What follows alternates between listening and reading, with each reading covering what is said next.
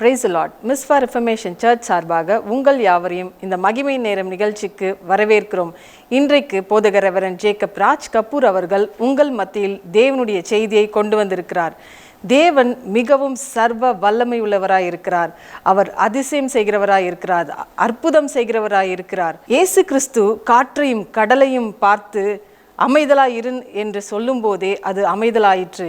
எலியா வானத்திலிருந்து மழையை வரவழைக்கவும் செய்தார், அதை நிறுத்தவும் செய்தார். அதே போல யோசுவா சூரியனை பார்த்து நில் என்று சொல்லும் போது அது அந்த யுத்தம் முடியும் வரை அப்படியே நின்று போனது. இதே தேவன் நமக்குள்ளாக வாசம் செய்கிறார். இன்றைக்கு இந்த நிகழ்ச்சியை பார்த்து கொண்டிருக்கிற ஒவ்வொருவருடைய வாழ்க்கையிலும் அதே வல்லமை வெளிப்படும் என்று நாங்கள் ஜெபித்து ஆசீர்வதித்து இந்த நிகழ்ச்சிக்கு வரவேற்கிறோம். ஆமேன்.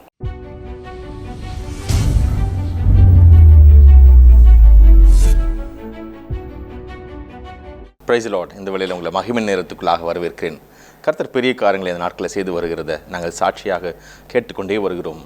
தேவன் அதிசயத்தின் தேவனாக இருக்கிறார், அற்புதத்தின் தேவனாக இருக்கிறார். மகிமையை வெளிப்படுத்துகிற ஒரு காலமாக இந்த காலம் நமக்கு மாறிக்கொண்டே வருகிறது.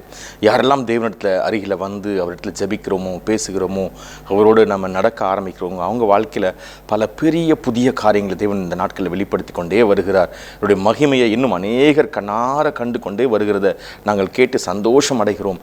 வேதத்தை பார்க்கும்போது ஆச்சரியமாக இருக்கிறது. தேவன் நமக்கென்று அநேக விஷயங்களை எடுத்து வைத்திருக்கிறார். நம்மோட தேவன் பல பெரிய காரியங்களை பகிர்ந்து கொள்ள வேண்டும் என்பதற்காகவே இந்த பூமி உண்டாவதற்கு முன்பதாகவே தாம் தெரிந்து கொண்டபடியே நம்மீது தம்முடைய அன்பை வைத்து நம்மை தெரிந்து கொண்டு அவரிடத்தில் அழைத்து ஒவ்வொன்றாக வெளிப்படுத்துகிறார். நாம் அவரை அறியாது நம் சொந்த வாழ்க்கையை வாழ்ந்து கொண்டு இருந்த பொழுது அந்தகார இருளில் இருந்தோம் என்று வேதம் சொல்லுகிறது. அந்தகார இருளில் இருந்த நம்முடைய வாழ்க்கையில் அவருடைய மகிமை அனுப்பி நம்மிடத்தில் பேசி நம்மை அவருடைய அன்பின் ராஜ்யத்துக்குள்ளே கொண்டு வந்து நிறுத்திருக்கிறார். இந்த ராஜ்யத்துக்குள்ளே வருவதற்கு முன்பதாக நம் சொந்தமாக நம்முடைய வாழ்க்கையை வாழ்ந்து கொண்டிருந்தோம். நம்முடைய வாழ்க்கையில் நம்ம அறிவுக்கேற்ப, நம்முடைய படிப்புக்கேற்ப, நம்ம திறமைக்கேற்ப தான் வாழ்க்கை இருந்துச்சு. ஆனால் இவை எல்லாம் நாம் இருளில் இருக்கும்பொழுது தொலைத்து விட்டோம். எப்பொழுது நாம் தேவனை தெரிந்து கொண்டோமோ, கர்த்தராக இயேசு கிறிஸ்துவை அறிந்து கொண்டோமோ, அப்பொழுது ஒரு புதிய வழியை, புதிய வாசலை, புதிய ஒரு வாழ்க்கையை, புதிய ஒரு வெளிச்சத்தை நம்முடைய வாழ்க்கையில் தேவன் கட்டவிழ்த்திருக்கிறார். இந்த புதிய வழி, இந்த புதிய வாழ்க்கை, இந்த புதிய வெளிச்சம் நமக்கு பல பெரிய அற்புதங்களை தமக்குள்ளே வைத்து வைத்து நமக்கென்று காத்து கொண்டிருக்கிறது. நாம் யாரெல்லாம் ஜெபிக்கிறோமோ, ஜெபத்துக்குள்ளாக நம்மை நாம் ஊற்றி விடுகிறோமோ, அவர்களுக்குள்ளிருந்து தேவன் தம்முடைய மகிமையை வெளிப்படுத்துவது தான் அவருடைய திட்டமாக இருக்கிறது. இப்பொழுது அதனால தான் நம்ம சொல்கிறோம், ஒவ்வொரு முறை ஜெபிங்கள் என்று சொல்லுகிறோம், ஆராதிக்க சொல்லுகிறோம், அவரிடத்தில் நெருங்கி பேசுங்க என்று சொல்கிறாங்க. எல்லாரும் நம்ம வீட்டில் ஏன் இதெல்லாம் சொல்லுகிறார்கள் என்று கேட்டால், நம்முடைய வாழ்க்கைக்கு வேண்டிய யாவற்றையும் அவருடைய திவ்ய வல்லமை வைத்து கொண்டிருக்கிறதாம். ஆங்கிலத்தில் சொல்லப்பட்டிருக்கு, ஹிஸ் டிவைன் பவர் எல்லாவற்றையும் உள்ளே வைத்து கொண்டிருக்கிறதாம். ஜெபிக்கிறவங்க, ஆராதிக்கிறவங்க, அவரிடத்தில் பேசுகிறவர்கள் இதை பெற்றுக்கொள்ள முடியும். இந்த நாட்களில் நாம் அதை பேசுகிறோம், இந்த நாட்களில் நாம் ஆராதிக்கிறோம், இந்த நாட்களில் நம்ம அதிகமாக ஜெபிக்கிறோம். இதனால தான் நம்முடைய வாழ்க்கையில் பல பெரிய அற்புதங்கள், அதிசயங்கள், நம்முடைய வாழ்க்கைக்கென்று வைக்கப்பட்ட எல்லா ஆசீர்வாதங்களும் கட்டவிழ்க்கப்படுகிறது. எபேசியரில் 1ஆம் அதிகாரத்தில் 3ஆம் வசனம் சொல்லுகிறது, ஆவிக்குரிய சகல ஆசீர்வாதத்தினால் நம்மை தேவன் ஆசீர்வதித்திருக்கிறார் என்று. இந்த ஆசீர்வாதத்தை கொடுப்பதற்காகவே நம்மை தெரிந்து கொண்டிருக்கிறார். அதனால தான் சொல்லப்பட்டிருக்கிறது, உலக தோற்றத்துக்கு முன்பதாகவே அவர் நம்மை தம்மில் தெரிந்து கொண்டபடியே எல்லாவற்றையும் நமக்கு கொடுக்க காத்து கொண்டிருக்கிறார். அதனால தான் கிருபையினாலே நமக்கு எல்லாம் கொடுக்கப்படுகிறது. இது விசுவாசத்தினாலே நமக்குள்ளிருந்து இயங்க தொடங்குகிறது. ஜெபிக்கிற யாராக இருந்தாலும், ஜெபிக்கிறவர்கள் செய்கிற செய்கைக்கு பேர் தான் விசுவாச ஜெபம், விசுவாச செய்கை என்று சொல்லப்பட்டிருக்கிறது. நமக்குள்ளே வைக்கப்பட்டிருக்கிற ஆவி ஒரு விசுவாச ஆவி என்று அழைக்கப்பட்டிருக்கிறது. ஆரம்பத்தில் வாசித்து பார்க்கிறோம், ஜாஷ்வா என்கிற ஒருவரும் அங்கே விசுவாச ஆவிய உடையவனாக இருந்தபடினாலே கானானுக்குள்ளே சென்று அதை பார்த்து விட்டு வந்து அவனும் காலேப்பும் சேர்ந்து சொல்லுகிறார் மோசேவினிடத்தில், அந்த தேசத்தை நாம் சுதந்தரிக்க முடியும் என்று சொல்லுகிறார்கள். அங்கே சென்ற ஒரு 40 பேர்ல இவன் ஒருவன் மாத்திரமல்ல, இவனோடு கூட அந்த காலேப்பும் சேர்ந்து சொல்லுகிறார். இந்த வார்த்தையை சொல்லும்போது அவர்களுக்கு ஆச்சரியம் தாழவே முடியவில்லை. ஏனென்றால் மற்றவங்க சொன்ன அறிக்கையை கவனித்து பார்க்கும் பொழுது அந்த அறிக்கையில நாம் அந்த தேசத்தை சுதந்தரிக்கவே முடியாது. ஏனென்றால் அவ்வளவு சேலஞ்சஸ் அங்கே இருக்கிறது. அந்த மனிதர்கள் உயரம் அப்படி இருக்கிறது, அவர்களுடைய வாழ்க்கை சூழ்நிலை வேற மாதிரி இருக்கிறது. அங்கே இருக்கிற பொருட்கள், அங்கே இருக்கிற ஒவ்வொரு தாவரங்கள், மரங்கள், செடிகள், கொடிகள், மிருகங்கள் எல்லாம் வித்தியாசமாக இருக்கிறது. நாம் அதை சுதந்திரிக்கிற அளவுக்கு நமக்கு எந்த தகுதியும் இல்லை என்று நம்மை குறித்தும் நம்முடைய தகுதிகளை குறித்தும் அவர்கள் வித்தியாசமான முறையில் விமர்சித்து அதை மோசேவின் இடத்துல ஒரு ரிப்போர்ட்டாக, அறிக்கையாக சொன்னார்கள். ஆனால் காலேப்பும் ஜாஷ்வாவும் சொன்ன வார்த்தை, அந்த தேசத்தை நம்ம சாதாரணமாக சுதந்திரிக்க முடியும், ஏனென்றால் அது நமக்கென்று தேவன் வைத்தது. நான் அதை பார்க்கும்போது கண்டுபிடித்தேன். இந்த பொருட்கள்லாம் கவனித்து பாருங்கள், இவ்வளவு விலையேற பெற்ற இவ்வளவு ஆசீர்வாதமான ஒன்று நமக்கென்று அங்கே வைக்கப்பட்டிருக்கிறது. ஈஸியாக சுதந்திரிக்கலாம் என்று தான் அங்கிருந்து சில பழங்களையும் சில முக்கியமான பொருட்களையும் கொண்டு வந்து மோசேவினிடத்தில் படைக்கிறார்கள், காண்பிக்கிறார்கள். அதை பார்க்கும்போது நமக்கு தெரிகிறது, இந்த இருவர் மட்டும்தான் கானான் தேசத்துக்குள்ளே கால் எடுத்து வைத்தார்கள். இந்த ஜென்ரேஷனில் அவங்க இருந்த அந்த சூழ்நிலையில் அந்த இருவர் மட்டும்தான் தேசத்தை வேவு பார்க்க போனவர்களை இந்த இருவர் மட்டுமே அதுக்குள்ளே வர முடிந்தது. மீது எல்லோரும் இந்த விசுவாசத்துக்கான பார்வையை பார்க்காததுனால அதுக்குள்ள பிரவேசிக்கவே முடியவில்லை. இது ஒரு ஒரு அடையாளமாக, ஒரு திருஷ்டாந்தமாக நமக்கு வைக்கப்பட்டிருக்கிறது என்று புதிய ஏற்பாட்டினுடைய புத்தகங்களை வாசிக்கும் பொழுது, பரிசு ஆவியானவர் நடக்கும்போது நமக்கு தெரிகிறது. நாம் பார்க்க வேண்டிய பார்வை இருக்கிற சூழ்நிலையில எப்படி பார்க்க வேண்டும் என்பதல்ல. நாம் பார்க்க வேண்டிய ஒரே பார்வை, தேவனோடு நாம் இருக்கிறோம், தேவனோடு நாம் நடக்கிறோம். இயேசு கிறிஸ்துனுடைய விலையேற பெற்ற அன்பு நம் மீது ஊற்றப்பட்டிருக்கிறது. இயேசு கிறிஸ்துனுடைய விலையேற பெற்ற பாசம் நம் மீது வைக்கப்பட்டிருக்கிறது. இயேசு கிறிஸ்துனுடைய விலையேற பெற்ற வல்லமை, அதிகாரம் நமக்கு கொடுக்கப்பட்டிருக்கிறது. நாம் அவருடைய பிள்ளைகளாக இருக்கிறோம். அவர் நம்மோடு கூட நடக்கிறார். நாம் பேசும்போது இது வாய்க்கும், நாம் நடக்கும்போது அவரும் நம்மோடு கூட நடக்கிறார். நாம் தொடுவது எல்லாம் வாய்க்கும் என்கிற அந்த விலையேற பெற்ற விசுவாச செய்கையும் விசுவாச வாழ்க்கையும் தான் இயேசு கிறிஸ்து புதிய ஏற்பாட்டில் நம்முடைய வாழ்க்கையிலிருந்து எதிர்பார்க்கிறார். இதுதான் ஒரு உடன்படிக்கையாகவே நம் மீது அவர் வைக்கிறதாக பழைய ஏற்பாட்டில் சொல்லியிருந்தார். அதுதான் புதிய ஏற்பாட்டில் அவருடைய ரத்தத்தினாலே நமக்கு அது செயல்பட ஆரம்பிக்கிறது. பழைய ஏற்பாட்டில் கவனித்து பார்க்கிறோம். எரேமியாவில் 31ஆம் அதிகாரத்தில் 33ஆம் வசனத்தில், அந்நாட்களுக்கு பிற்பாடு நான் இஸ்ரவேல் குடும்பத்தாரோடும் பண்ண போகிற உடன்படிக்கையாவது என்று ஒரு புதிய ஒரு உடன்படிக்கையை சொல்லுகிறார். அந்த உடன்படிக்கை நம்முடைய இருதயத்திலே எழுதப்படும் என்று. அதற்கு முன்பதாக இந்த உடன்படிக்கை ஒரு கற்பலகையில் இருந்துச்சு, மோசேவினால் எழுதி கையில் கொடுக்கப்பட்டிருந்துச்சு. அது ஒரு உடன்படிக்கை பெட்டிக்குள்ளே வைக்கப்பட்டிருந்துச்சு. அந்த உடன்படிக்கை பெட்டியை சுமந்து இஸ்ரவேலில் போன இடமெல்லாம் ஜெயத்தையும் சுதந்திரிக்கவும் முடிந்தது அவங்களால. அந்த உடன்படிக்கை பெட்டி இருக்கிற வரைக்கும் அவர்களுக்கு சுதந்திரம், அவங்களுக்கு பாதுகாவல், முழுமையான சுகம், பலன், ஆரோக்கியம், தெய்வன் கூடவே நடக்கிற தன்மை, இவை எல்லாம் அவர்களால் பார்க்க முடிந்தது. பிறகு பார்க்குறாங்க, எப்பொழுதும் அந்த உடன்படிக்கை பெட்டி அவங்க மிஸ் பண்ணுறாங்க, இல்லை அவங்களை விட்டு விலகி தூரமாக இருக்கிறதோ அப்பொழுது அவர்கள் அடிமைத்தனத்துக்குள்ளாக போகிறார்கள். அப்பொழுது அவர்களை பாதிக்கிற வியாதிகள் மற்றும் பல கஷ்டங்கள், பல துன்பங்கள், அவங்களுக்கு விரோதமாக எழுந்து வருகிற எதிரிகள், இவர்கள் நசுக்கிறது எல்லாமே அந்த உடன்படிக்கை பெட்டியை விட்டு அவங்க தூரம் போகும்போது பார்க்க முடிகிறது. புதிய ஏற்பாட்டில் கவனிக்கிறோம், நாம் தேவனிடத்தில் நெருங்கி வந்து அவரோடு நடக்கும் பொழுது, அவரோடு இருக்கும் பொழுது, இந்த உடன்படிக்கை நம்மோட ஆக்டிவேஷனில், ஃபெய்த்தில் நமக்குள்ளே இருக்கிறதுனால, விசுவாசத்தினால கிறிஸ்துவோடு நம்ம இருக்கிறதுனால நமக்கு விரோதமாக உருவாக்கப்படும் எந்த ஆயுதமும் வாய்க்கவே முடியாது என்று சொல்லப்பட்டிருக்கிறது. எப்பொழுதும் தேவன் நம்மோடு கூட இருக்கிறபடினால எல்லா இடங்களும் வெற்றி சிறக்க பண்ணுகிற ஒன்று நம் மீது எப்பொழுதும் ஆக்டிவேஷனில் இருக்கிறத நம்ம பார்க்க முடிகிறது. நம்மை சுற்றி தேவனுடைய வல்லமை, தேவனுடைய பலன், தேவனுடைய நிழல் எப்பொழுதும் நின்று கொண்டிருக்கிறத பார்க்க முடியும். ஏனென்றால் நமக்கும் கிறிஸ்துவுக்கும் அப்படி ஒரு நெருங்கிய, எப்பொழுதும் பேசிக்கொண்டே அவருடைய வார்த்தைகளை நாம் உச்சரித்து கொண்டே இருக்கிற வாழ்க்கையில் இது நமக்கு கிடைத்திருக்கிற ஆசீர்வாதம். இதைத்தான் புதிய ஏற்பாட்டில் சொல்லப்பட்டிருக்கிறது ஜெபம் என்று. இதுதான் ஆராதனை என்று சொல்லப்பட்டிருக்கிறது. இதுதான் பரிசு ஆவியினாலே இயங்கி நடக்கிற ஒரு வாழ்க்கை என்று சொல்லப்பட்டிருக்கிறது. இந்த நாளில் இந்த வார்த்தை கேட்கிற ஒவ்வொருத்தருடைய வாழ்க்கையிலும் ஒன்று தான் சொல்லுகிறோம், இயேசு கிறிஸ்துவனுடைய வார்த்தையையும் இயேசு கிறிஸ்துவின் பிரசனத்தை நாம் சுமக்க வேண்டும். இயேசு கிறிஸ்துவோடு எப்பொழுதும் நெருங்கி நடக்க வேண்டும். எப்பொழுதும் ஜெபத்திலே நாம் தரித்திருக்க வேண்டும். எதை தொடங்கினாலும், எதை நினைத்தாலும், எதை நாம் ஒரு விஷயமாக இறங்கி செய்தாலும் இயேசு கிறிஸ்துவின் மூலமாக, இயேசு கிறிஸ்துவை கொண்டு, இயேசு கிறிஸ்துவினாலே நாம் செய்கிறவர்களாக இருப்போம் என்றால் நமக்கு ஒருபொழுதும் பின்னடைவு ஏற்படாது. ஒருபொழுது நமக்கு தோல்வி ஏற்படாது. ஒருபோதும் வியாதியோ இல்லை பிரச்சனைகளோ இல்லை கஷ்டங்களோ நம்ம பக்கத்தில் வரவே முடியாது. ஏனென்றால் கிறிஸ்து நம்மோடு கூட இருக்கிறபடினாலே. இங்கே தான் நம்ம கவனிக்கிறோம், இந்த உலகத்தில் பல பிரச்சனையோட, பல பாடுகளோட, பல தொல்லையோட, பல வியாதியினுடைய கொடுமைகளோட அநேக நேரங்கள் நம்ம பாதிக்கப்படும் பொழுதெல்லாம் கிறிஸ்து ஒருவேளை அங்கே இல்லாமல் இருப்பார். அதனால தான் ஜெபிக்கும்போது கிறிஸ்து அங்கே வரும்போது, பிரச்சனை வரும்போது நமக்கு விடுதலை உண்டாகிறது. இங்கே வேதத்தில் பார்க்க முடிகிறது. 2 ராஜாக்களில் 5ஆம் அதிகாரத்தில் 2-3 வசனங்களிலிருந்து நம்ம தொடர்ச்சியை பார்க்கும் பொழுது, நாகமான் என்கிற ஒரு பெரிய அதிபதி இருக்கிறார். அவனிடத்தில் பணிவிடைக்கு ஒரு பெண் அடிமையாக வந்திருக்கிறாள். அந்த அடிமை பெண் அந்த நாகமானுடைய மனைவிக்கு துணையாக இருக்கிறாள். அங்கே பார்க்கிறோம், நாகமானுக்கு ஒரு கொடிய தோல் வியாதி என்று அழைக்கப்படுகிற குஷ்டரோகம் இருக்கிறது. அதை சுகப்படுத்த ஒருவனாலும் முடியாது. அப்பேற்பட்ட ஒரு சூழ்நிலை அங்கே நிலவுகிறது. இருக்கிற எல்லா வைத்தியரையும் பார்த்து விட்ட பின்பு இனி இது சுகப்படுத்தவே முடியாது என்று இருக்கிற சூழ்நிலையில் ஒரு விஷயம் கேள்விப்படுகிறார்கள்.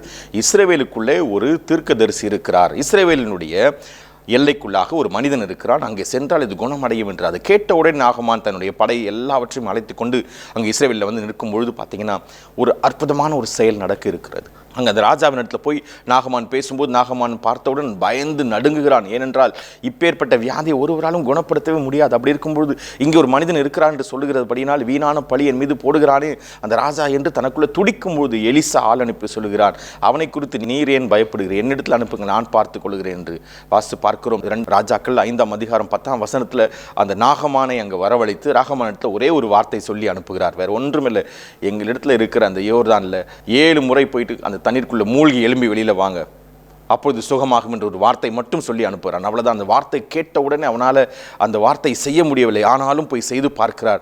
சொன்னது போலவே எலிசாவினுடைய வார்த்தையினாலே சொன்னது போலவே அந்த நதிக்குள்ளே மூழ்கி எழுந்து 7ஆம் முறை எழுந்து கொள்ளும்போது ஒரு பரிபூர்ண சுகம் அவனுக்கு உண்டாகி ஒரு சிறு பிள்ளையினுடைய சரீரம் போல அவனுடைய தோல் மாற ஆரம்பிக்கிறது. அதை கண்டவுடனே ஆச்சரியம் தாழ முடியவில்லை. இப்பேற்பட்ட வல்லமையுடைய ஒரு தேவன் இங்கே இருக்கிறாரா என்று. இதே சம்பவத்தை புதிய ஏற்பாட்டில் வித்தியாசமான முறையில் பார்க்க முடிகிறது. இயேசு கிறிஸ்து தமக்குள் இருக்கிற வல்லமையை வெளிப்படுத்துகிற விதம் இங்கே பார்க்க முடிகிறது. பழைய ஏற்பாட்டில் எலியா, எலிசா, எரேமியா, இருக்கிற மோசே, எல்லா பெரிய பெரிய மனித தீர்க்கதரிசிகளை கொண்டு தேவன் தம்முடைய வல்லமையை வெளிப்படுத்துறத பழைய ஏற்பாட்டில் பார்க்க முடிகிறது. இங்கே புதிய ஏற்பாட்டில் கவனிக்கிறோம், இயேசு கிறிஸ்து இது முழுவதுமாக தம்முடைய வார்த்தையினாலே தம்முடைய செயலினாலே இதே வல்லமையை செயல்படுத்துவதை பார்க்க முடிகிறது. அதே வார்த்தை அதே வல்லமை இன்று நமக்கு கொடுத்திருக்கிறார். இன்று நம் மூலமாக இது செயல்படும்படியாக காத்து கொண்டிருக்கிறது. நம்மை கொண்டு அநேகர் சுகப்படுத்துவது என்பது அடுத்தது. முதன்மையாக பார்க்க வேண்டியது நம்முடைய வாழ்க்கையில் ஒரு அதிசயமான ஒரு சுகத்தையும் பலத்தையும் ஆரோக்கியத்தையும் மட்டுமின்றி ஒரு ஜெயத்தையும் ஜெய ஜீவியத்தையும் வாழ வேண்டும் என்பதற்காக தான் தேவன் நம்மை அழைத்திருக்கிறார். அதனால் அந்தகார இருளில் இருந்து நம்மை அவருடைய ஆச்சரியமான ஒளியில கொண்டு வந்து ஆச்சரியமான ராஜ்யத்தை வெளிப்படுத்துகிற ராஜ்யத்தின் புத்திரராக நம்மை இங்கே உட்கார வைத்திருக்கிறார். இங்கே நாம் ஜெய ஜீவியத்தை வாழ வந்திருக்கிறோம். தோல்வியின் வாழ்க்கையை வாழ்வதற்காக அல்ல, இங்கே ஒரு ஜெய வாழ்க்கைக்கென்று நாம் அழைக்கப்பட்டு இருக்கிறோம். இந்த ஜெய வாழ்க்கை நமக்குள்ள எப்படி செயல்பட வேண்டும் என்பதை இயேசு கிறிஸ்து தாம் உயிரோடு இருக்கும் காலத்தில் நமக்காக மரித்து 3ஆம் நாள் எழுந்து வெளியில் வருவதற்கு முன்பதாக சீஷர்களுக்கு முன்பதாக இதை செய்து காட்டுகிறார். ஒரு நாள் இயேசு கிறிஸ்து நடந்து போகையில் அவருக்கு முன்பதாக ஒரு குறிப்பிட்ட ஜனங்கள் நின்று கொண்டிருக்கிறார்கள். அவர்களை உற்று பார்க்கும் பொழுது ஒரு 10 பேர் அங்கே நின்று கொண்டிருக்கிறார்கள். அந்த 10 பேரையும் கவனித்து பார்க்கும்போது அவர் அங்கிருந்தே சொல்லுகிறார்கள், ஐயரே எங்களுக்கு ஏதாவது செய்ய வேண்டும் என்று, ஆண்டவரே எங்களுக்கு எதையாவது எங்கள் மீது இரக்கம் பாராட்ட வேண்டும் என்று கேட்கிறார்கள். இது லூக்கால 17ஆம் அதிகாரத்தில் 11ஆம் வசனம் முதல் பார்க்க முடியுது 20ஆம் வசனம் வரைக்கும். அங்கே கவனித்து பார்க்கிறோம், இயேசு கிறிஸ்து அவர்களை பார்த்து வேறு ஒன்றும் சொல்லவில்லை, நீங்கள் போய் உங்கள் ஆசாரியனுக்கு உங்களை காண்பியுங்கள் என்று. அவ்வளவுதான். இந்த ஒரே ஒரு வார்த்தை தான். அங்கே சென்று பார்க்கும்பொழுது தெரியுது, போகிற வழியிலே அவங்க பாதி பேர் சுஸ்தமானாங்க. முழுவதுமாக உங்களுக்கு சுகம் வர ஆரம்பிச்சது. சென்ற 10 பேருக்கும் முழுமையான சுகம் போக தொடங்கும் பொழுதே ஆரம்பித்தது. பாதி தூரம் போகும்போது முழுமையான சுகம் அவங்களுக்கு வந்துவிட்டது. அதை பார்த்த உடனே அங்கே இருக்கிறவர்கள் 2 பேர் தாங்க முடியாமல் ரிட்டன் ஓடி வருகிறார்கள். ஓடி வந்து இயேசு கிறிஸ்துவுக்கு முன்பதாக முழங்கால் படிட்டு, ஆண்டவரே நாங்கள் பரிபூர்ண சுகம் அடைந்திருக்கிறோம் பாருங்கள் என்று. அதை பார்க்கும்போது இயேசு கிறிஸ்து சந்தோஷத்தால் நிரம்பி ஒரு வார்த்தையை சொல்லுகிறார், உங்களுடைய விசுவாசமே உங்களை சுகப்படுத்தினது என்று. நம்ம கவனிக்கிறோம், நமக்குள்ள இப்பேற்பட்ட சுகம் வைக்கப்பட்டு இருக்கிறது. எந்த சூழ்நிலையா இருந்தாலும் சரி, சொல்லப்பட்டிருக்கிற வியாதியிலே மோசமான வியாதி, தோல் வியாதியில குஷ்டரோகம் ஒருவராலும் சுகப்படுத்த முடியாது என்று இந்த காலகட்டத்திலும் இந்த நாட்களில் நம்பப்படுகிறது. இந்த ஒரு வியாதியே இயேசு கிறிஸ்துவினுடைய ஒரு வார்த்தையில சுகமாகும் என்றால், நாம் விசுவாசிக்கிற அந்த விசுவாசம் இந்த சுகத்தை நமக்கு கொடுக்கும் என்றால், நம்முடைய வாழ்க்கையில் இயேசு கிறிஸ்து இதை விட பெரிய பெரிய காரியங்களை செய்ய காத்து கொண்டிருக்கிறார். நாம் ஒரு அதிசயங்களை செய்யும்படியாக தேவனால் அழைக்கப்பட்டவங்க. இயேசு கிறிஸ்துவின் வார்த்தை பிரகாரமாக சொல்லப்பட்டால், நாம் அதிசயங்களை செய்வதற்காகவே பூமியில் படைக்கப்பட்டவர்கள் என்று, நாம் ஆச்சரியங்களை மற்றவங்களுக்கு முன்பதாக ஏற்படுத்த வேண்டும் என்பதற்காகவே நாம் தெரிந்து கொள்ளப்பட்டவர்கள் என்று. அப்படி என்றால் நம்முடைய செய்கை, நம்முடைய பேச்சு, நம்முடைய வாழ்க்கை இந்த வெற்றியையும் இந்த அதிசயத்தையும் செய்யும்படியாகவே நம்மை தேவன் தெரிந்து கொண்டிருக்கிறார் என்று. அசாதாரண காரியங்களை, இதுவரைக்கும் யாரும் எண்ண முடியாத காரியங்களை, இதுவரைக்கும் யாரும் கனவு காண முடியாத காரியங்களை செய்யும்படியாகவே நாம் இந்த பூமிக்கு வந்தவர்களாம். இது நமக்கு தெரியவில்லை. அதனால்தான் நாம் அந்தகார இருளில் இருந்தோம். சொந்த வாழ்க்கையில் செய்த ஒவ்வொரு செயலும் தோல்வி மீது தோல்வி மீது தோல்வி என்று நமக்கு வந்து கொண்டே இருந்துச்சு. எதை தொட்டாலும் தோல்வி, எதை பார்த்தாலும் தோல்வி. ஆனால் இங்கே வேதம் சொல்லுகிறது, அவரிடத்தில் வந்தவர்கள் முகங்கள் பிரகாசம் அடைந்தது என்று. ஏனென்றால் அவருடைய வார்த்தை நம்மை எழும்பி பிரகாசிக்க வைக்கக்கூடியது. ஒளி நம்மிலிருந்து ஒளிரும்படியாக காத்து கொண்டிருக்கிறது. ஒளியே இயேசு கிறிஸ்து தான். நாம் இயேசு கிறிஸ்துவை ஏற்றுக்கொண்ட பிறகு அவர் வந்து நம்முடைய வாழ்க்கையை மாற்றி, நம்முடைய அவயங்களை மாற்றி, நம்முடைய செயல்களை மாற்றி, நமக்குள்ளிருந்து தம்முடைய வல்லமை வெளிப்படுத்துவது தான் அவருக்குள்ளே இருந்த மிக முக்கியமான ஒரு நோக்கமாக இருந்துச்சு. அதுதான் அன்பினுடைய அடையாளமாகவே இருந்துச்சு. பார்க்கிறோம். ஒவ்வொரு மனிதனுடைய வாழ்க்கையிலும் தேவன் தம்மை இப்படித்தான் வெளிப்படுத்துவது வேதம் முழுதும் பார்க்க முடிகிறது. இன்றைக்கும் அதைவிட அதிசயமான காரியங்களை, அற்புதமான காரியங்களை, அடையாளமான காரியங்களை நம்மை கொண்டு தேவன் செய்ய விரும்புகிறார். அதற்காக தான் இன்று இந்த வேளையில நம்மிடத்தில் அவர் பேசிக் கொண்டிருக்கிறார். இங்கே நம்ம பார்க்கிறோம் 2 ராஜாக்கள்ல 13ஆம் அதிகாரத்தில் 20-21 வசனத்தில் ஒரு பெரிய விஷயத்தை புதுசாக பார்க்க போகிறோம். எலியா பிறகு எலிசா, இவர்களுக்குள்ள தேவனுடைய வல்லமை அளவுக்கு அதிகமாக இருந்துச்சு. அளவுக்கு அதிகமாய் செயல்பட்டு இஸ்ரவேலுக்கு அவர்கள் தான் மிகப்பெரிய ஒரு பாதுகாவலராக, ராஜாக்களாக, தீர்க்கதரிசிகளாக எல்லாவற்றையும் நடத்தி கொண்டு வந்தவர்களாக இருந்தார்கள். அந்த மக்களுக்கு அவங்க தான் மிக முக்கியமான தேவனுடைய பாதுகாவலாக இருந்தார்கள். அவரிடத்துல கொண்டு போய் நிறுத்தின எந்த பிரச்சனையாக இருந்தாலும் அவர்கள் அதை தீர்த்து வைக்கிற அளவுக்கு தேவனிடத்தில் பேசி பதிலை கொண்டு வரக்கூடியவங்களா, அவர்கள் இருக்கிற வரைக்கும் எதிரி உள்ள வர முடியாத அளவுக்கு, எந்த ஒரு பிரச்சனையும் பக்கத்தில் அணுக முடியாத அளவுக்கு கர்த்தருடைய தெளிவான வெளிச்சமாக, கர்த்தருடைய கண்களாக அவங்க இருந்தாங்க. புதிய ஏற்பாட்டில் நம்ம வாசித்து பார்க்கிறோம், யாரெல்லாம் இயேசு கிறிஸ்து நெருங்கி வருகிறார்களோ அவர்களே தேவன் அப்படித்தான் கண்களாக, காதாக, இருதயமாக, நாம் அவருடைய உணர்வுகளாக நம்மை மாற்றுவதை பார்க்கிறோம். நமக்கு விரோதமாக எந்த ஆயுதம் வாய்க்கவே முடியாது, எந்த பிரச்சனையும் பக்கத்தில் வரவே முடியாது. ஏனென்றால் நாம் கர்த்தரோடு இருக்கிறோம், தேவனோடு இருக்கிறோம். அப்பேற்பட்ட ஒரு வாழ்க்கையை நமக்கு தேவன் கட்டவிழ்க்கிறார். இயேசு கிறிஸ்துவை ஏற்றுக்கொள்வது என்பது ஒரு சாதாரண காரியமே கிடையாது, ஒரு சாதாரண விஷயமே இல்லை. அவர்கிட்ட வந்த பிறகு நம்முடைய வாழ்க்கையை தலையீராக மாறுகிறது. அதற்கு முன்பதாக ஒரு சாதாரண மனுஷங்க, ஆனால் தேவனிடத்தில் வரும்போது விசேஷித்த மனிதர்களாய் நாம் மாறுகிறோம். இந்த பூமியில ஒரு அதிசய படைப்பாக நம்முடைய வாழ்க்கை மாறுகிறது. இங்கே பழைய ஏற்பாட்டில் இந்த வேதத்தில் எழுதப்பட்டிருக்கிற 2 ராஜாக்கள்ல இந்த 13ஆம் அதிகாரத்தில் 20-21 வசனத்தில் எலிசா என்கிறவர் மரணம் அடைந்து விடுகிறார். மரணம் அடைந்த பின்பு அவரை கொண்டு போய் ஒரு கல்லறையில் அடக்கம் செய்கிறார்கள். அந்த கல்லறையில் அவருடைய பிரேதம் இருக்கிறது. பிரேதம் நெடுநாள் சென்றதுனால எலும்பு மட்டுமே அங்கே மீதம் இருக்கிறது. அந்த வெளியில் மரித்த ஒரு மனிதனை கொண்டு வந்து அதற்குள்ளாக அடக்கம் பண்ணும்படியாக கொண்டு வரும்பொழுது திடீர்னு அங்கே ஒரு சின்ன ஒரு சலசலப்பு ஏற்படுகிறது. அதனாலே அந்த சடலத்தை எடுத்து எலிசாவினுடைய அந்த கல்லறையில் எடுத்து போட்டுவிட்டு ஓடி வருகிறார்கள். ஆனால் அந்த மரித்த அந்த சடலம் எலிசாவுடைய எலும்பின் மேல் போய் விழுகிறது. விழுந்த அச்சனமே அந்த நேரத்திலே அவனுக்குள்ளே மறுபடியும் உயிர் வர ஆரம்பிக்கிறது. அந்த சடலத்துக்குள்ளே மறுபடியும் உயிர் வந்து எழும்பி நிற்க ஆரம்பிக்கிறான். இங்கே தான் பார்க்கிறோம் ஆச்சரியமான ஒரு காரியம், எலிசாவினுடைய எலும்புகளுக்குள்ளே இவ்வளவு வல்லமை இருந்திருக்கிறது என்று. தேவன் அந்த அளவுக்கு எலியாவையும் எலிசாவையும் வல்லமையினாலே முழுவதுமாக நிறைத்திருந்தார். அந்த எலும்புகள் உள்பட அவ்வளவு வல்லமையாக மாறி இருந்துச்சு. இந்த சடலம் பட்ட உடனே உயிர் தெழுந்து நிற்க ஆரம்பித்ததாம். இதுதான் ஆச்சரியமா இருக்கிறது. இது வேதத்தில் எழுதப்பட்டிருக்கிறது. 13ஆம் அதிகாரத்தில் 21ஆம் வசனத்தில் 2 ராஜாக்கள் புதிய ஏற்பாட்டில் கவனிக்கிறோம். இயேசு கிறிஸ்து சொல்லும் பொழுது, என்னை விசுவாசிக்கிறவன் என்னை காட்டிலும் பெரிய காரியங்களை செய்ய முடியும் என்று. நம்முடைய வாழ்க்கையில் இருக்கிற எல்லாவற்றையும் மாற்றி அமைக்கக்கூடியது நம்முடைய ஜெபத்தில் இருக்கிறது, நாம் தேவனை பார்க்கிற விதத்தில் இருக்கிறது. இந்த வேதம் தெளிவாக சொல்லுகிறது, நமக்கும் அவருக்கும் எந்த ஒரு இடைவெளி இல்லாத அளவுக்கு தேவன் அவருக்குள்ள இருக்கிற எல்லாவற்றையும் நமக்குள்ள கொடுத்திருக்கிறார் என்று. நமக்குள்ள செயல்படாத ஒன்று இல்லவே இல்லை என்று. நாம் ஒரு பொருளை பார்க்கும்போது, ஒரு சூழ்நிலையை பார்க்கும்போது, ஒரு பிரச்சனையை நம்ம பார்க்கும் பொழுது அதை எப்படி மாற வேண்டும் என்று நாம் சொல்லுகிறோமோ, எப்படி நடக்க வேண்டும் என்று சொல்லுகிறோமோ அப்படியே நடக்கும் என்று தெளிவாக சொல்லுகிறார். அந்த அளவுக்கு நமக்குள்ளேருந்து தேவனுடைய வல்லமை ரெடியாக காத்து கொண்டிருக்கிறோம் செயல்படுவதற்கு. நாம் தேவனோடு நெருங்கி நடந்தால் போதும், இவை ஒவ்வொன்றாக நம்மிலிருந்து செயல்பட காத்து கொண்டிருக்கிறது. வாசித்து பார்க்கிறோம் லூக்கால 7ஆம் அதிகாரத்தில் 11ஆம் வசனத்திலிருந்து தொடர்ச்சியாக 3 வசனம் வரை வாசித்து பார்க்கிறோம்.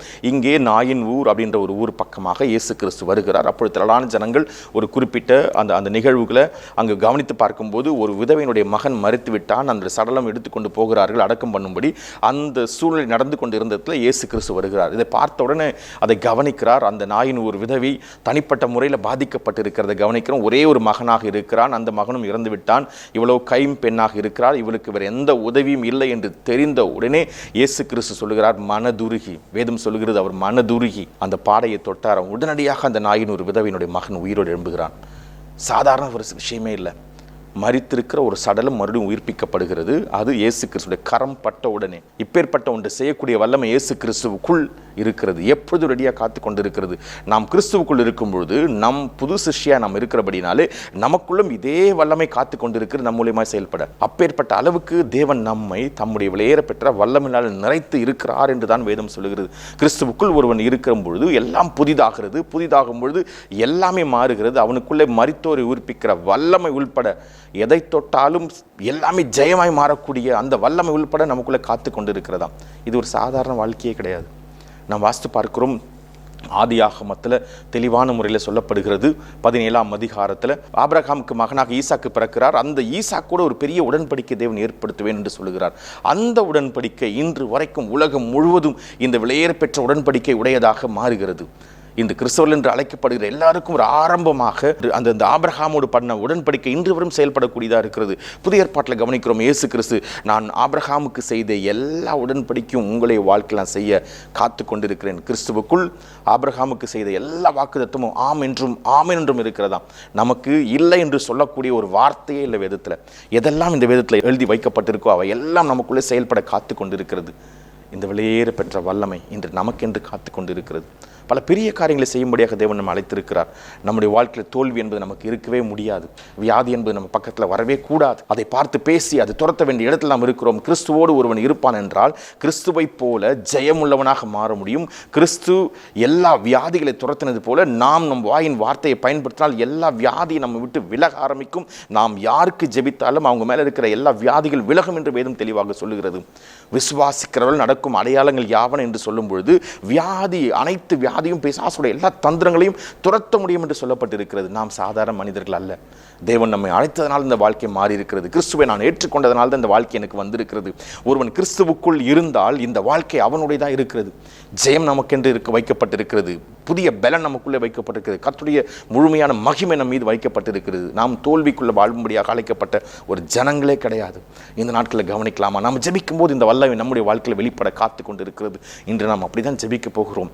வேதத்தில் இன்னும் பல முறை பார்க்கிறோம், தேவனுடைய வார்த்தை வரும்பொழுதெல்லாம் அந்த வார்த்தையை கேட்கிறவங்களுடைய வாழ்க்கையில் தேவனுடைய வெற்றி அவங்க மேலே வர ஆரம்பிக்குமா? அதுதான் இன்று நாம் அவருடைய வார்த்தைகளை வாயை திறந்து பேசும் பொழுது இயேசு கிறிஸ்துவின் நாமத்தினாலே நம்ம வாயினாலே எந்த ஒரு செயலை பார்த்து பேசும்பொழுதும் என்ன தோல்வியாக இருந்தாலும் ஜெயமாக மாறுமா? அது எந்த வியாதியாக இருந்தாலும் அதை கேட்கிற அந்த அந்த செகண்டே அது சரியாக மாற ஆரம்பிக்குமா? இந்த வேளை நம்ம அப்படி பார்க்கலாமா? சொல்லப்பட்டிருக்கிறது, கர்த்தருடைய வல்லமை நம்ம மீது வந்த பிறகு நம்முடைய வாழ்க்கை, நம்முடைய செயல், நம்முடைய பார்வை, நம்முடைய எல்லாமே சுற்றி இருக்கிற சூழ்நிலை உள்பட எல்லாமே மாறிவிடும் என்று வேதம் சொல்லுகிறது. ஏனென்றால் கர்த்தருடைய ஆவி, கர்த்தரை குறித்து அறிந்திருக்கிற இந்த எண்ணம், இயேசு கிறிஸ்துவை ஏற்றுக்கொண்டதால் வந்திருக்கிற அந்த வாழ்க்கையில் எல்லாமே புதுப்பிக்கப்படுகிறது, எல்லாமே புதிதாகிறது. இங்கே சொல்லப்பட்டிருக்கிறது, கர்த்தருடைய விலையேற பெற்ற தேவனுடைய ஆவி நமக்குள்ளே வந்திருக்கிறதாம். இதனால் எல்லாமே மாற ஆரம்பிக்கிறது. செய்வதெல்லாம் பலிக்க ஆரம்பிக்கும், தொடுவதெல்லாம் நடக்க ஆரம்பிக்கும். இங்கே சொல்லப்பட்டிருக்கிறது, நெடுங்காலமாய் பாழாய் கிடக்கிற எல்லாமே நாம் தொடுவதனால புதிதாக கட்டக்கூடிய ஒன்று ஆரம்பிக்கிறது. நெடுநாளாய் பாழாய் கிடக்கிற ஸ்தலங்கள் உங்களாலே கட்டப்படும் என்று. நீங்கள் பாதியிலே விட்ட உங்களுடைய எல்லா வேலைகளும் மறுபடியும் புதிதாக தொடங்கி அற்புதமாய் ஜெயத்தோடு செய்து முடிப்பீர்கள். தோல்வியில் கொண்டு போய் நிறுத்தின ஒவ்வொரு செயல்களும் இப்போ ஜெயமாக மாற்றக்கூடியது இயேசு கிறிஸ்துவின் வல்லமையிலிருந்து நமக்குள்ளிருந்து செயல்பட்டு இப்பொழுது நமக்கு வெற்றி உள்ளவனாக நம்ம மாற்ற காத்து கொண்டு இருக்கிறது. இங்கே சொல்லப்பட்டிருக்கிறது, நெடு நாளாய் பாழாய் கிடக்கிறவர்களை கட்டி பூர்வ காலம் முதல் நிர்மூலமானவைகளை எடுப்பித்து தலைமுறையாக இடிந்து கிடக்கிறவைகள் எல்லாம் நீங்கள் சரி செய்வீர்கள் என்று. உங்களிலிருந்து அப்பேற்பட்ட மகிமை வல்லமை வெளிப்படுத்துவதற்காகவே தேவனுடைய ஆவி உங்களுக்குள்ளே வந்திருக்கிறது என்று. இயேசுவை ஏற்றுக்கொண்ட பிறகு, இயேசு கிறிஸ்துவை அறிந்து கொண்ட பிறகு, இயேசு கிறிஸ்துவனிடத்தில் ஜெபிக்கிறவங்களுடைய வாழ்க்கையில் இந்த வல்லமை காத்து கொண்டிருக்கிறது செயல்பட. என்னுடைய வாழ்க்கையில் இன்று இதுதான் காத்து கொண்டு இருக்கிறது. உங்களுடைய வாழ்க்கையில் இப்பொழுது இது செயல்பட இருக்கிறது. நாம் ஒரு பெரிய ஜெபத்தை நம்ம ஜெபிக்க போகிறோம். இந்த ஜெபத்துக்குள்ளிருந்து பாழாய் இருக்கிற வாழ்க்கை சரியாகும், பாழாய் கிடக்கும் ஸ்தலங்கள் சரியாகும், பாழாய் கிடக்கிற வீடுகள் சரியாகும், பாழாய் கிடக்கிற நம்முடைய வியாபாரங்கள் சரியாகும். எந்த சூழ்நிலையினுடைய மோசமான ஒரு கொடுமையில் நாம் இருந்தாலும் இப்பொழுது ஒரு வெற்றி உள்ள ஒரு வாழ்க்கையை வாழக்கூடிய ஒரு மகனாக நாம் மாறப்போகிறோம். அந்தகார இருளிலிருந்து ஆச்சரியமான ஒளிக்கு வந்து நின்று அவருடைய மகிமை வெளிப்படுத்துகிற ஒரு வாழ்க்கை நம்மை தேவன் அனுபவிக்க இந்த வெளியில் விட போகிறார். நன்றி சொல்லலாமா? நம்ம அப்படி ஒரு ஜெபத்துக்குள்ள நம்ம ஜெபிக்க போகிறோம். வாயில திறக்க போகிறோம் இந்த வெளியில். கர்த்தாவே, இந்த அற்புதமான வேலைக்கு நன்றி சொல்லுகிறோம். உடைய மகிமையின் வெளிச்சம் ஒவ்வொருவரையும் மூடுவதாக, ஒவ்வொரு ஸ்தலத்தை மூடுவதாக, உம்முடைய மகிமை இறங்கி வருவதாக, உம்முடைய விலையேற பெற்ற பிரசன்னம் ஒவ்வொரு குடும்பத்துக்குள்ளே வருவதாக. அவங்க குடும்பத்துக்குள்ளே அப்பா பாழாய் கிடக்கிற ஸ்தலங்கள் இப்பொழுது கட்டப்படுவதாக, பாழாய் கிடக்கிற வியாபாரங்கள் இப்பொழுது கட்டப்படுவதாக, பாழாய் கிடக்கிற குடும்ப சூழ்நிலைகள் இப்பொழுதே கட்டப்படுவதாக, பிரிந்திருக்கிற எல்லா எல்லைகளும் இயேசு கிறிஸ்து நாமத்தில் இப்பொழுது ஒன்று சேரும்படியாக, பிரிந்து கிடக்கிற எல்லா குடும்பங்கள் இப்பொழுது ஒன்று சேர்வதாக, பிரிவினை ஏற்படுத்துகிற எல்லா அந்தகார ஆவிகள் இயேசு கிறிஸ்து நாமத்தினால இந்த குடும்பங்களை விட்டு இப்பொழுது விலகுவதாக. அப்பா வியாபாரத்தில் தகப்பனே, அப்பா தோல்வியில் கொண்டு போய் நின்று கொண்டிருக்கிற ஒவ்வொரு குடும்பம் குடும்பம் இப்பொழுது சரியாவதாக, எல்லா தோல்வியும் இப்பொழுது ஜெயமாய் மாறுவதாக, வியாபாரத்தில் ஏற்பட்ட எல்லா தோல்விகளும் எல்லா நஷ்டங்களும் இயேசு கிறிஸ்து நாமத்தினால் இப்பொழுதே சரி செய்யும்படி உங்களுடைய பிரசனம் இறங்கி வருவதாக நான் ஜெபிக்கிறோம். உங்களுடைய பிரசன்ஸ் இப்பொழுது இறங்கி தகப்பனே அப்பா எல்லா வியாபாரத்தையும் இப்பொழுதே வெற்றியுள்ள வியாபாரங்களாய் மாற்றுவதாக, சுகம் தகப்பனே எல்லா சரீரத்துக்கும் இப்பொழுது சுகம் உண்டாவதாக, மரண படுக்கைகள் இப்பொழுதே தகப்பனே அப்பா பரிபூர்ண சுகத்துக்குள்ளே வருவதாக. எலிசாவினுடைய எலும்பில் வல்லமை இருந்ததுனால அப்பா மரித்த சடலம் உயிரோடு வந்தது போல இந்த வேளையில் தகப்பனே உடைய வல்லமை இப்பொழுது இந்த ஜெபத்தை கேட்கிற ஒவ்வொருடைய சரீரங்களுக்குள்ளே இறங்கி வருவதாக, அவங்களுடைய அவயங்கள் இப்பொழுது எல்லாம் புதிதாவதாக, எந்த ஒரு தகப்பனை வியாதியினுடைய கொடுமையினாலும் பாதிக்கப்பட்டிருந்தாலும் இப்பொழுதே தகப்பனை உடைய சுகமளிக்கிற மகிமை, சுகமளிக்கிற வல்லமை தகப்பனை இப்பொழுது இறங்கி ஒரு பரிபூர்ண சுகத்தை கொடுப்பதாக நான் ஜெபிக்கிறேன் தகப்பனே அப்பா. இந்த நாள் முதல் எல்லாமே வாழ்க்கை எல்லா வகையிலும் கட்டப்படுவதாக நான் ஜெபிக்கிறேன். எல்லா சூழலையும் கட்டப்படுவதாக, நெடுநாளாய் கட்ட முடியாமல் இருக்கிற வீடுகள் இப்பொழுது கட்டப்படுவதாக, சிலங்கள் கட்டப்படுவதாக தகப்பனே, பிள்ளைங்களுடைய வாழ்க்கைகள் கட்டப்படுவதாக அப்பா, பிள்ளைங்களுடைய அறிவு ஞானம் என்பது இப்பொழுது கட்டப்படுவதாக நான் ஜெபிக்கிறேன். இவருக்கு விரோதமாக எலும்பி நின்று கிரியை செய்கிற எல்லா அந்தகார லோகாதிபதியினுடைய எல்லா தகப்பனை தந்திரங்களும் இயேசு கிறிஸ்து நாமத்தினால் இப்பொழுது நிர்மூலம் அடைவதாக ஜெபிக்கிறேன். இப்பொழுது ஒரு புதிய வாழ்க்கை தொடங்குவதாக, புதிய ஒரு அத்தியாயமாக இவங்களுடைய வாழ்க்கையில் இந்த நாள் முதற்கொண்டு புதிய புதிய புதிய காரியங்கள் வெளிப்படுவதாக நான் ஜெபிக்கிறேன். பழவிகள் எல்லாம் எடுத்து போட்டு எல்லாம் புதிதாய் மாற்றுவீராக நான் ஜெபிக்கிறேன் தகப்பனே. மரித்து கிடக்கிற பல சூழ்நிலைகள் இப்பொழுதே மாறுவதாக, எல்லாவற்றிலும் ஒரு புதிய ஒரு ஆரம்பம் உண்டாவதாக, புதிய ஒரு வாழ்க்கை இப்பொழுது இவர்களுக்கு தழைத்து எழும்புவதாக நான் ஜெபிக்கிறேன் தகப்பனே. இந்த நாட்களில் இந்த குடும்பங்களை ஆசீர்வதிங்க, தலைவனை ஆசீர்வதிங்க, தலைவி ஆசீர்வதிங்க. ஒரு புதிய ஆரம்பம் இந்த குடும்பத்துக்குள்ளே வருவதாக நான் ஜெபிக்கிறேன். வீட்டுடைய தேவைகள் எல்லாம் சந்திக்கப்படட்டும், கடன்கள் எல்லாம் மாறட்டும், எல்லா நாள்பட்ட கடன்கள் இப்பொழுது மாறுவதாக நான் ஜெபிக்கிறேன் தகப்பனே. இப்பொழுது ஒரு புதிய ஆரம்பத்தை இயேசு கிறிஸ்து நாமத்தினால் ஜெபிக்கிறேன் தகப்பனே அப்பா. இந்த நாளில் இந்த ஜெபத்தை கேட்கிற ஒவ்வொருத்தருடைய வாழ்க்கையிலும் உங்களுடைய வெளிச்சம் இறங்கி வருவதாக, உங்களுடைய பிரசனம் அவர்களை மூடுவதாக, ஒரு மகிமையின் பிரசனம் அவங்களை ஆட்கொள்வதாக என்று இயேசு கிறிஸ்துவின் நாமத்தினால் ஜெபிக்கிறோம் நல்ல பிதாவே. ஆமேன், ஆமேன். Glory be to God. ஆழமான சத்தியங்கள், அற்புதங்கள், அதிசயங்களை நம் மத்தியில் கட்டவிழ்க்கிற அவருடைய சத்தியங்கள், அவருடைய வார்த்தைகளை இன்று நாம் மத்தியில் ரெவரண்ட் ஜேக்கப் ராஜ் கபூர் அவர் மூலமாய் தேவன் வழங்கினதை நாம் பார்த்து கொண்டே வந்தோம். எவ்வளோ ஆழமான சத்தியங்கள் பாருங்கள். எலிஜாவை குறித்து பார்த்தோம், எலிசாவை குறித்து பார்த்தோம். தேசங்களுக்கு இவர்கள் எல்லாம் தீர்க்கதரிசியாய் இவர்கள் கரங்கள் மூலமாய் தேவன் பல அற்புதங்களை நிகழ்த்தி தேசங்களை திரும்பி பார்க்கிற வண்ணமான ஒரு அபிஷேகம் இவர்கள் மீது வைக்கப்பட்டிருந்தது பார்த்தோம். நீண்ட நாட்களாக இறந்த எலிசாவின் எலும்பு பட்டு பிரேதங்கள் உயிர் பெற்றதையும் நாம் பார்த்தோம். அப்பேற்பட்ட வல்லமையை தேவன் நமக்குள்ளாய் இந்த நாட்டில் வைத்திருக்கிறார். அதனால தான் இயேசு கிறிஸ்துவ சொல்கிறார், என்னை விசுவாசிக்கிறவன் என்னை காட்டிலும் மிகப்பெரிய காரியங்களை, அற்புதங்களை செய்வான். அதுதான் நடந்தது. அதுதான் அவர் சென்ற பின்பாக நடந்தது. பேதுருவின் நிழல் பட்ட போது சுகங்கள் உண்டானது. எந்த பவுல் சபைதோறும் பாழாக்கி கொண்டு மனிதர்கள் எல்லாம் பிடித்து யார் மெஸ்ஸையா இயேசு கிறிஸ்து என்று சொல்லி கொண்டிருந்தார்களோ அவர்கள் எல்லாவற்றையும் கொலை செய்கின்ற வண்ணமாய் அவன் காணப்பட்டான். ஆனால் அவன் மீது பேர் ஒளி வெளிச்சம் தொட்ட போது இந்த பவுலுக்கு தேவனின் பல ரகசியங்கள் வெளியரங்கமாய் காட்டப்பட்டு பவுலின் உருமால்களையும் கச்சைகளையும் தொட்ட போது எல்லாரும் சுகமானார்கள் என்று பார்த்தோம். அப்பேற்பட்ட வல்லமை, அப்பேற்பட்ட அதே ஆவியானவர், உயிர்ப்பிக்கிற அதே ஆவியானவர் நமக்குள்ளாய் இந்த நாட்களில் அவருடைய மகிமையை கட்டவிழ்க்கிற வண்ணமாய் நமக்குள்ளாய் இருந்து அவர் செயல்பட்டு வந்து கொண்டே இருக்கிறார். இதுதான் நாங்கள் பல சாட்சிகளாய் நாங்கள் கேட்டுக்கொண்டே வருகிறோம். பல சுகங்கள் உண்டாகிறதையும் பலர் ஃபோன் கால் செய்து எங்களுக்கு சொல்லும்போது எங்களுக்குள்ளாய் அவ்வளோ சந்தோஷம். ஏனென்றால் தேவன் இந்த நாட்களில் எங்கள் சபையை ஒரு வாய்க்காலாய் அவர் வைத்திருப்பதற்காக தேவனுக்கு நாங்கள் நன்றிகளை செலுத்துகிறோம். இது மாதிரி பல சாட்சிகளை நம்ம கேட்டுக்கொண்டே இருக்க போகிறோம். திரையில் காணப்படும் எண்ணுக்கு நீங்கள் எப்போது வேண்டாலும் எங்களுக்கு ஒரு ஃபோன் கால் செய்யலாம். உங்களுக்காக ஜெபிக்க நாங்கள் ஆயத்தமாய் காத்து கொண்டிருக்கிறோம். எங்கள் சபையானது மிஸ்பா ரெஃபர்மேஷன் சர்ச் சென்னை பட்டணத்தில் அம்பத்தூர் என்ற பகுதியில் புதூர் என்ற இடத்துல பானு நகரில் 22வது அவென்யூவில் அமைந்துள்ளது.